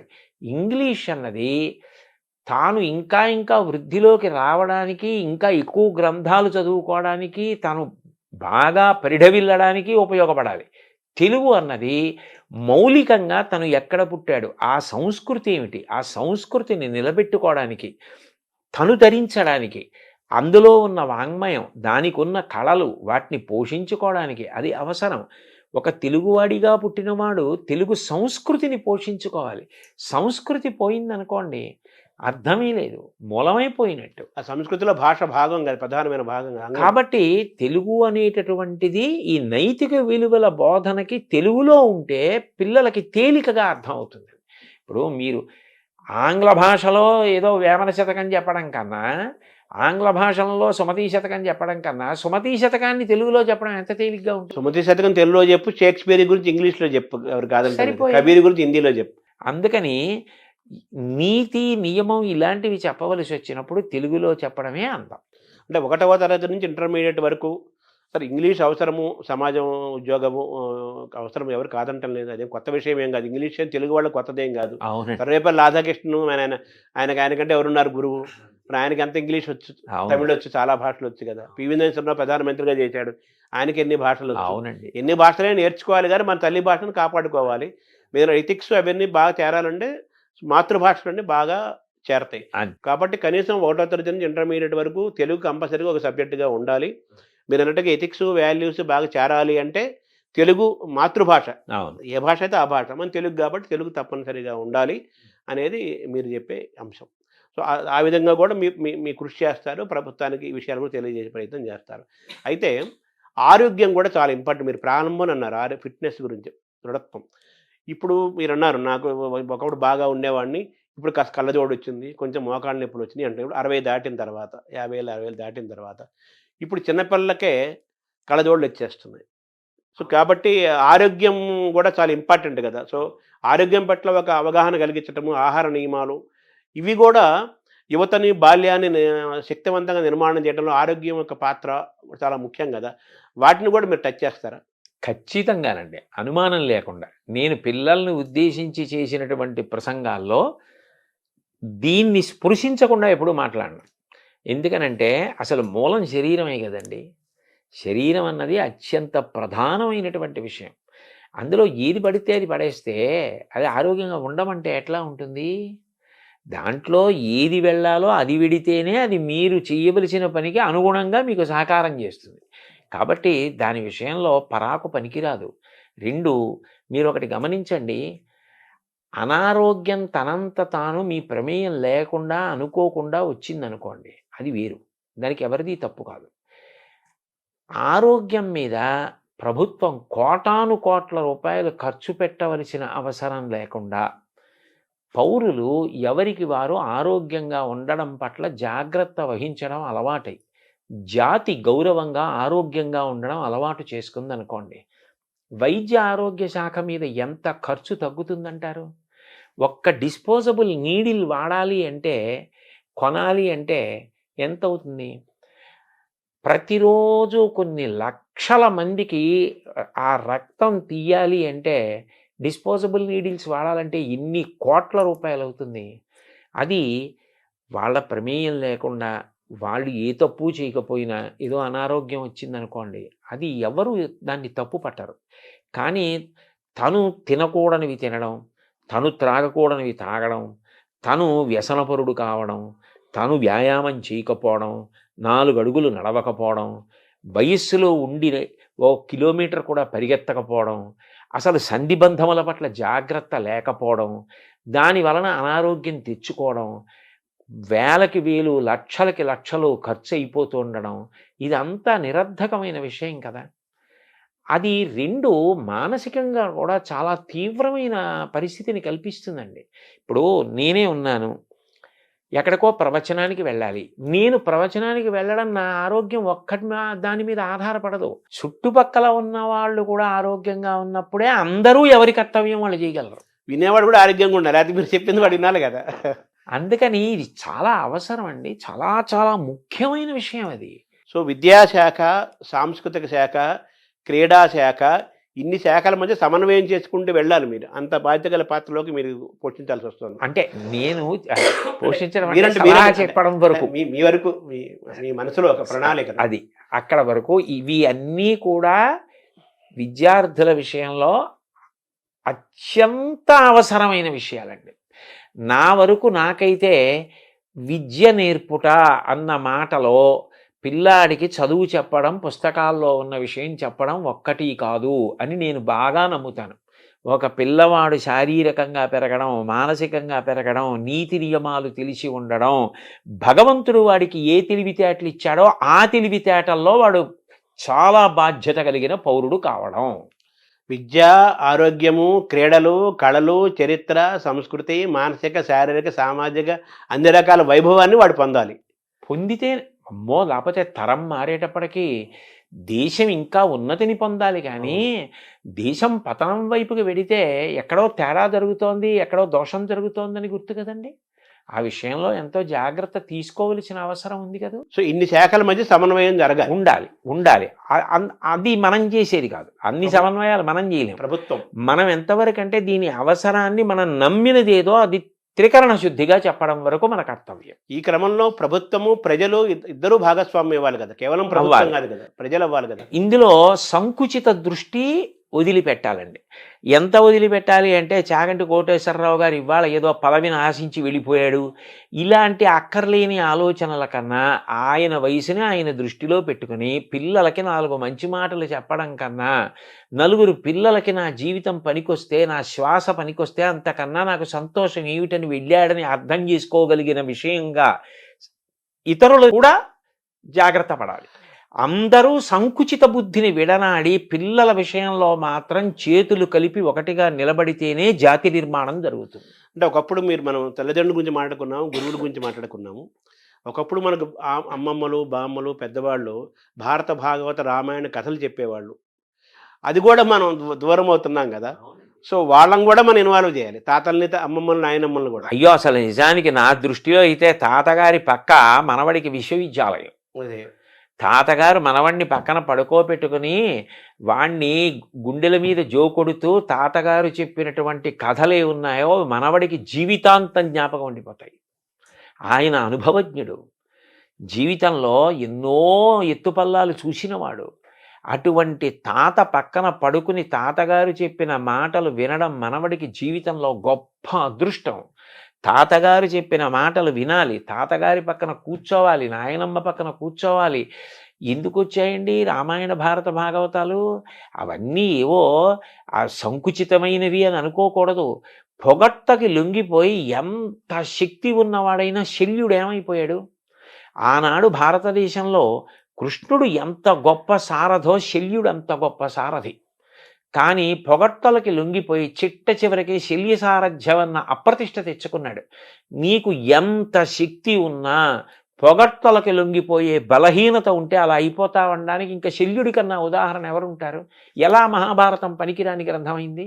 ఏది ఎవరికి ఎంతవరకు అవసరమో అంతవరకు దాన్ని అంత అందంగా చెప్పడంలో కృతకృత్యులం కావాలి.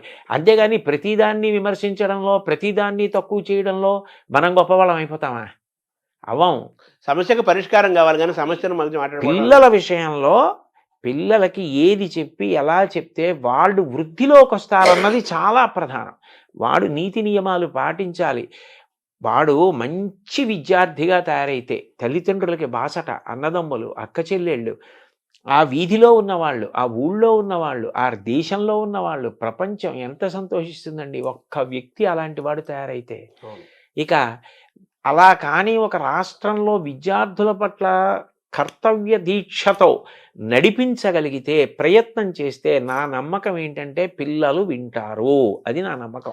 సో మీ జీవితాన్ని తరచు చూసుకుంటే నేను ఒక మంచి బాలుడుగా, మంచి యువకుడుగా, మంచి విద్యార్థిగా, మంచి ఉద్యోగుడుగా, మంచి శ్రోతగా, మంచి పాఠకుడుగా, మంచి ఉపన్యాసకుడుగా ఉండటం వల్ల నాకు ఇంత గుర్తింపు వచ్చింది అనే ఒక భావన మీకు కలుగుతుంటుంది. అంటే గుర్తింపు వచ్చింది అన్న భావన కన్నా నేను అనుకునే విషయం ఏమిటంటే, ఋషిప్రోక్తమైన వాంగ్మయానికి కాలదోషం లేదన్నది నిరూపింపబడింది అనిపిస్తూ ఉంటుంది. ఎందుకనంటే నేను చాగంటి కోటేశ్వరరావు గారు అనేటప్పటికీ ఓ పంచి కట్టుకుని, ఓ ఉత్తరీయం వేసుకుని ఏదో రామాయణమో, భారతమో, భాగవతంలో చెప్తున్నటువంటి వ్యక్తి అని లోకంలో ఒక ముద్ర. నేను ఉద్యోగానికి వెళ్ళినప్పుడు ప్యాంటు షర్టు వేసుకునేవాడిని. నేను ప్యాంటు చొక్కాతో ఎప్పుడైనా ఎక్కడైనా కనపడ్డాను అనుకోండి, చాలామంది నన్ను చూసి మిమ్మల్ని గుర్తుపట్టలేకపోయామండి, మీరు ప్యాంటు చొక్కాతో ఉన్నారు ఇవాళ అంటారు. అంటే చాగంటి కోటేశ్వరరావు అంటే ఓ పంచె కట్టుకుంటాడు, రామాయణం చెప్తాడు. అంటే ఇవాళ రామాయణ, భారత, భాగవతాల ద్వారా వాళ్ళు ప్రయోజనం పొందిన కారణం చేతనే నాకు గుర్తింపు వచ్చింది. నేను రామాయణము, మానవీయ సంబంధములు అని విశాఖపట్నంలో ప్రవచనం చేశానండి. భార్యాభర్తల యొక్క అనుబంధం గురించి నేను మాట్లాడాను. రామాయణంలో ఎలా ప్రతిపాదించారన్నది చెప్పా. దాన్ని శ్రీ వెంకటేశ్వర భక్తి ఛానల్ ప్రత్యక్ష ప్రసారం చేసింది. ఆ తర్వాత ఎంతమంది విడాకుల కోసమని చెప్పి న్యాయస్థానాల్లో దరఖాస్తులు చేసుకున్న దంపతులు కూడా తిరిగి కలుసుకున్నారు. విడాకులు తీసుకున్న వాళ్ళు కలుసుకున్నారు. ఇది గొప్ప ప్రభావం కదా. అంటే రామాయణానికి కాలదోషం లేదు కదా. అంటే ఆ మాటకి అంత గొప్ప కావ్యాన్ని నిర్మాణం చేశాడు. అది ప్రాతిపదిక ఉంటే కదా అసలు మనం మాట్లాడడం. అది ఎంత బాగా రాశారు, ఎంత గొప్ప విషయాలు అని నాకు ఆనందం కలుగుతుంది. అవి ఈ జన్మలో భగవంతుడు వాటిని ముట్టుకోవడానికి, వాటిని చదువుకోవడానికి, వాటి మీద అంత నమ్మకం కలగడానికి, అంత నమ్మకంతో చెప్పడానికి నాకు ఒక ధృతిని ఇచ్చాడని సంతోషిస్తూ ఉంటానండి. మీరు మీ జీవన విధానం అంతా మీకు తెలిసింది, మీ జీవితం మీకు తెలిసింది. అవును, మీకంటే ఎవరికి ఎక్కువ తెలియదు. అవును. కానీ నేను ఇటువంటి వాతావరణం నుంచి వచ్చిన వాడిని ఈరోజు మంత్రి హోదాతో ఒక పదవి నాకు అనౌన్స్ చేశారు అనగానే రాష్ట్ర ప్రభుత్వం ఏమనిపించింది సార్ ఫస్ట్ వినగానే? అయితే మీరు వేసిన ప్రశ్న చాలా గంభీరమైన ప్రశ్న వేశారు నన్ను. ఇందులో నేను మీతో ఏ అరమరిక లేకుండా ఒక విషయం ప్రస్తావిస్తాను. నాకు ఈ పదవి ఇచ్చినప్పుడు నన్ను మొట్టమొదట అందరూ అడిగింది ఏమిటంటే, మీరు దీన్ని తీసుకుంటున్నారా అని అడిగారు. నేను తీసుకుంటున్నాను అని చెప్పాను. వెంటనే నన్ను అడిగిన ప్రశ్న ఏంటంటే, మరి మీకు గతంలో తిరుమల తిరుపతి దేవస్థానంలో ఇస్తే మీరు ఎందుకు తీసుకోలేదు అని అడిగారు. ఇప్పుడు ఒకటి తీసుకోవడం, ఒకటి తీసుకోకపోవడం అన్నది కేవలం మన వ్యక్తిగత అభిప్రాయం ఒకదాని మీదే ఉండదండి. నేను ఇదే ముఖ్యమంత్రి గారు చంద్రబాబు నాయుడు గారు నాకు ఒకప్పుడు ఇలాగే సలహాదారు పదవి ఇచ్చారు. ఎంతో గౌరవంగా ఇచ్చారు. కానీ నేను అప్పుడు తీసుకోలేదు. కారణం ఏమిటంటే, నేను భారత ఆహార సంస్థలో ఇంకా పదవీ విరమణకి దగ్గరికి వెళ్ళిపోయాను. ఆ సందర్భంలో ఇంకా నాకు ఇప్పుడు మారి ఇంకొక చోటుకి వెళ్ళి మళ్ళీ ఇక్కడ పదవీ విరమణ చేయడానికి కాగితాలు పెట్టుకోవడం ఇవి ఇబ్బంది వచ్చేస్తుందని నేను ఆ సమయంలో వెళ్ళలేదు. వెళ్ళకుండా నేను ఉండిపోయాను. ఆ పదవి నాకు వద్దండి అని చెప్పేశాను. రెండవసారి నాకు జగన్మోహన్ రెడ్డి గారు ముఖ్యమంత్రిగా ఉన్న కాలంలో తిరుమల తిరుపతి దేవస్థానం ధర్మ ప్రచార పరిషత్తుకి సలహాదారుగా ప్రకటించారు. ప్రకటిస్తే నేను అప్పుడు వద్దని చెప్పాను. ఎందుకు చెప్పానంటే, అప్పటికి నాకు 7-8 నెలల వరకు కూడా ఈ ఉపన్యాసాలకి నేను తేదీలు ఇచ్చేసి ఉన్నాను. అది ఒక్కొక్క సబ్జెక్ట్ ఏమవుతుందంటేనండి 30 రోజులు అలా చెప్పే ఉంటాయి. అవి చాలా పెద్ద పెద్ద సబ్జెక్ట్స్ చెప్పవలసినవి ఉన్నప్పుడు ఇంకా ఖాళీ ఉండదు. అప్పుడు నేను ఒక సమావేశం పెడితే వెళ్ళలేను. నాకే తెలుసు ఆ విషయం. నేను అది కూడా ఎక్కడో ఉంటాను. అనంతపూర్లో 4 రోజులు ఉండి సమావేశాలు చెప్పి అక్కడి నుంచి బళ్ళారి వెళ్ళొచ్చు, లేకపోతే శ్రీకాకుళం వెళ్ళొచ్చు. ఈ పక్కనే వెళ్ళాలని నియమం ఏమి ఉండదు. అప్పుడు అకస్మాత్తుగా ఓ సమావేశం పెట్టి మీరు రండి అంటే నేను రాలేనండి అని చెప్పాలి. ఇప్పుడు దేనికి తీసుకున్నట్టు ఆ పదవి? నేను వెళ్ళలేనన్న విషయం నాకు తెలుసు. వాళ్ళు నన్ను అడిగింది ఏమిటి? సలహా చెప్పండి ఏదైనా అని అడిగారు. నేను ఏం చెప్పానంటే, దానికి నాకు పదవి వద్దండి. కారణం ఏమంటే, నేను ఇంత ఒత్తిడిలో ఉన్నాను, నేను రాలేను సమావేశాలకి. నా వలన నిజంగా మీకు ఏదైనా సలహా కావాలి అంటే పదవే అక్కర్లేదు, మీరు నాకు ఫోన్ చేసినా నేను చెప్పగలిగింది అయితే చెప్తానండి అని చెప్పా. అట్లాగే నేను చెప్పిన ప్రవచనాలు వెంకటేశ్వర భక్తి ఛానల్ వారు ఎన్నో సంవత్సరాలుగా వేస్తున్నారు. నేను ఇప్పుడు వాళ్ళు ఏది అడిగినా నేను చెప్పినవి వాళ్ళకి ఇచ్చా. నేను ఎవరి దగ్గర పైసా పుచ్చుకోను. అందుకని అప్పుడు ఆ పదవి తీసుకోలేదు. ఇప్పుడు పదవీ విరమణ చేసేసాను. ఇప్పుడు నాకు ఏదో కొన్ని ఉపన్యాసాలు నేను ఒప్పుకున్న ఉన్నాయి. కానీ నేను దీని గురించి ఒక స్పష్టత వచ్చి పిల్లలకి చెప్పడానికి నేను కాలాన్ని ప్రణాళిక చేసుకోవడానికి నాకు అవకాశం ఉన్నటువంటి సమయం. అందుకని ఇది అంగీకరించాను. కానీ యథార్థానికి నాకు ఈ స్థాయి కావాలి, ఆ స్థాయి కావాలని నేను అడగలేదు. బహుశः ఏ ప్రేమ చేతనో లేకపోతే ఈయనకి ఇచ్చిన కర్తవ్య నిర్వహణలో ఇది ఆయనకి సానుకూలం అవుతుంది అన్న ప్రేమ చేతనో వారు అట్లా ప్రకటించారు. దాన్ని నేను కూడా అంతే సహృదయంతో స్వీకరించా. కానీ నా ప్రధానమైన ఉద్దేశ్యం మాత్రం ఒక్కటే. నేను పిల్లలకి ఉపయోగపడగలిగిన 4 మంచి మాటలు పిల్లలకి చెప్పగలిగిన నా వల్ల ఒక్క పిల్లవాడు తన మార్గాన్ని మార్చుకుని చెడు వైపుకు వెడుతున్న పిల్లవాడు ఇది చెడు వద్దు అని మారగలిగిన నీ దేశానికి గొప్ప సేవ చేసినట్లు భావిస్తా. ఎందుకనంటే మీరు ఆలోచించండి, ఒక్క పిల్లవాడు గాడి తప్పి ఒక తప్పు వైపుకు వెళ్ళిపోతే వాడు రేపొద్దున్న ఎంత పెద్ద నేరస్తుడవుతాడో, ఎంత ప్రమాదకరమైన వ్యక్తి అవుతాడో, వాడి వల్ల దేశానికే ఎంత అప్రతిష్ట వస్తుందో. నేను చెప్పిన మాటలు ఒక్క పిల్లాడినటువంటి మార్గం నుంచి తప్పించగలిగాయి అనుకోండి. మా అమ్మ 9 నెలలు కష్టపడి కని ప్రసవ వేదన పొంది నన్ను ప్రసవించినందుకు నా జన్మకి సార్థక్యం. ఒకటి మాత్రం నేను మనసు విప్పి త్రికరణ శుద్ధిగా చెప్తున్నాను శర్మగారు మీకు, నేను బ్రతికినంత కాలం బ్రతకను. ఎందుకనంటే 65 ఏళ్ళు వచ్చాయి. ఇంకో 65 ఏళ్ళు మాత్రం ఒక్కనాటికి బ్రతకను. నాకు ఎంతో ఓపిక ఉండే కాలం మహా అయితే ఇంకొక 6 ఏళ్ళు 7 ఏళ్ళు. ఆ తర్వాత శరీరం శిథిలం అవడం అనేది సహజంగా ఉంటుంది. ఇంత ఓపిక కూడా ఉండదు. ఇంతకాలం నయా పైసా ఆశించకుండా ఆధ్యాత్మిక ప్రవచనాలు చేశా. నా కోరిక ఏమిటంటే ప్రవచనాలు మానేస్తానని కాదు, కానీ 10 మంది పిల్లలకి నేను ఉపయోగపడగలిగితే, తల్లిదండ్రులకి, కుటుంబాలకి, ప్రభుత్వాలకి, దేశానికి నేను ఇంతకన్నా ఏ సేవ చెయ్యాలి? నాకు భగవంతుడు వాక్కునిచ్చాడు. ఆ మంచి మాటలు నేను పిల్లలకి చెప్పి 10 మంది పిల్లల్ని బాగు చేయగలిగితే ఈ దేశంలో పుట్టినందుకు, ఈ దేశమాత రుణం తీర్చుకోలేను. కానీ ఆ తల్లి వీడు నా కడుపున ఈ దేశంలో పుట్టినందుకు వీడు త్రికరణ శుద్ధిగా భవిష్యత్ తరాల కోసం తాపత్రయపడ్డాడని భరతమాత సంతోషిస్తే నాకు చాలు. అదే 10,000. అదే 10,000. దాని కొరకు అంగీకరించాను కానండి. నిజానికి ఇతర విషయాలు వాళ్ళు ప్రేమతోటి గౌరవంతోటి ఇది బహుశः ఈయనకి ఉపయోగపడుతుందని కల్పించిన స్థానం అని నేను అనుకుంటున్నాను. దానివల్ల మీకు సహజంగా తీసుకున్నారు తప్ప దాన్ని. నేను ఎవ్వరిని ఇది ఇవ్వండి అని ఎప్పుడు అడగలేదండి. అది కూడా కేంద్ర మంత్రి కేబినెట్ హోదా అన్నా కదా, దాన్ని సహజంగా తీసుకున్నారు కానీ దానికే మీరు వేరే అది వస్తుందని ఇది తీసుకోలేదు. అదే. ఇది చెయ్యాలి కాబట్టి ఒప్పుకున్నానంతే. వాళ్ళు ఏదో ఒక అవిభాజ్యం నిర్మాణం అని. ఏర్పరిచారని. అయితే మీ కార్యక్షేత్రము ఎలా ఉంటుంది? తర్వాత మీ ఏ స్వేచ్ఛతో మీరు ప్రవచనాలు చెప్పటము, గో సంరక్షణ ఏం నడుస్తూనే అయ్యో, ఉంటాయి. అది ఇప్పుడు అకస్మాత్తుగా పూజ పూర్తయితే అక్షతలు నీళ్లు వదిలేసినట్టు వదిలేసేది కాదు కదండి. అది నా అవును. సప్తధాతువుల్లో జీర్ణం అయిపోయిన విషయం. అవును. అది నాకు ఎంతో సంతోషకరం. అది నేను వదిలిపెట్టేయలేను. నేను ఎప్పుడూ భగవంతుణ్ణి ప్రార్థన చేసేది కూడా ఒకటే. నేను ఒక ప్రవచనం చేసేటప్పుడు నా దృష్టి అన్య విషయాల వైపుకి వెళ్ళదు. ఎప్పుడైనా పూజ చేసేటప్పుడు వెళ్ళొచ్చేమో, జపం చేసుకునేటప్పుడు వెళ్ళొచ్చేమో, ప్రవచనం చేసేటప్పుడు కుదరదు. ప్రవచనం చేసేటప్పుడు దాని మీదే ఉంటుంది దృష్టి.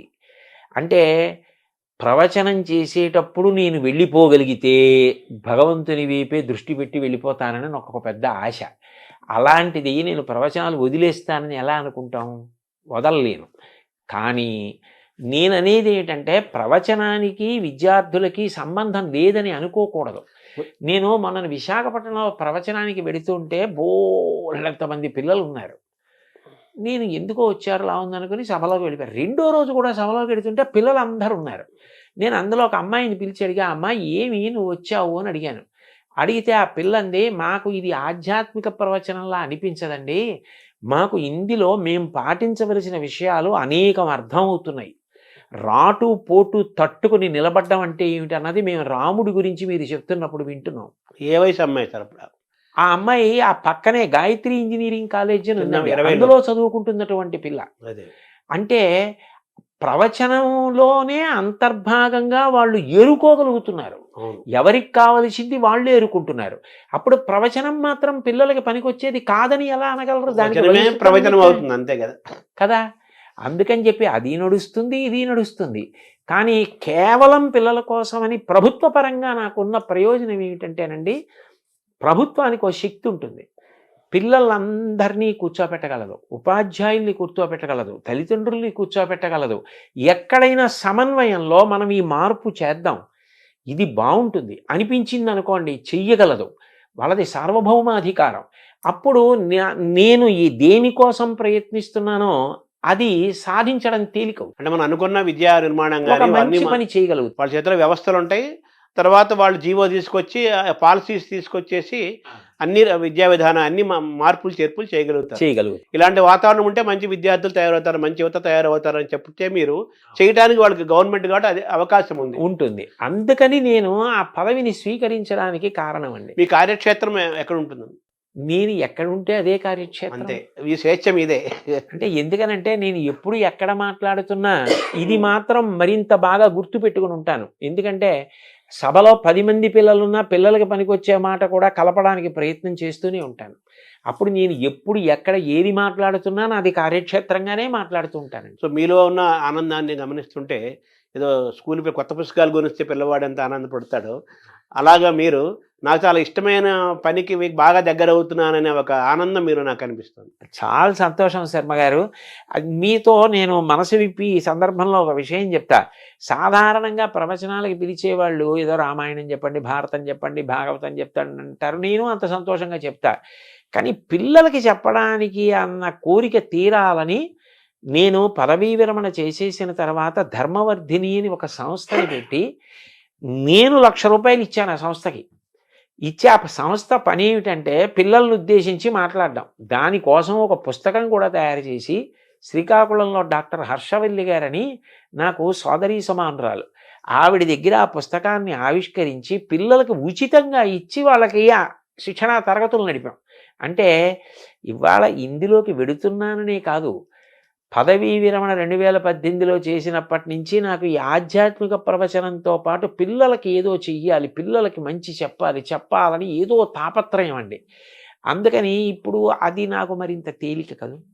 అందుకని సంతోషంగా అంగీకరించాను. మీలో సందేశం దిగునీకృతమైంది ఆ సంతోషం మీకు కనపడడం నాకు మరీ సంతోషం. నాకు కనిపించింది. అది చాలా సంతోషం. పిల్లగాడికి కొత్త పుస్తకాలు కొంటే ఆ వాసన పుస్తకాలు ఇష్టం. అలాగే మీరు పిల్లలకి ఇంకా దగ్గర అవుతున్నాం, అవునండి, హాయిగా మనం స్వేచ్ఛగా చేస్తున్నాం. అవును. ఆధ్యాత్మిక ప్రవచనాలు ఎలాగో ఉంటాయి, మన మనసులో గోరక్షణ, పిల్లల్ని తయారు చేయడం మీకు బాగా ఇష్టమైన అంశాలు ఈ రెండు. అవునండి, ఈ రెండు సాగుతాయి. అవును. మిమ్మల్ని సద్వినియోగం చేయాల్సిన అవసరం అందరికీ ఉంది. మిమ్మల్ని ఎంత సద్వినియోగం చేసుకుంటే అంత మంచిది. అంతే అంతే అంతే. కదా. నమస్కారం సార్. చాలా సంతోషం శర్మ గారు.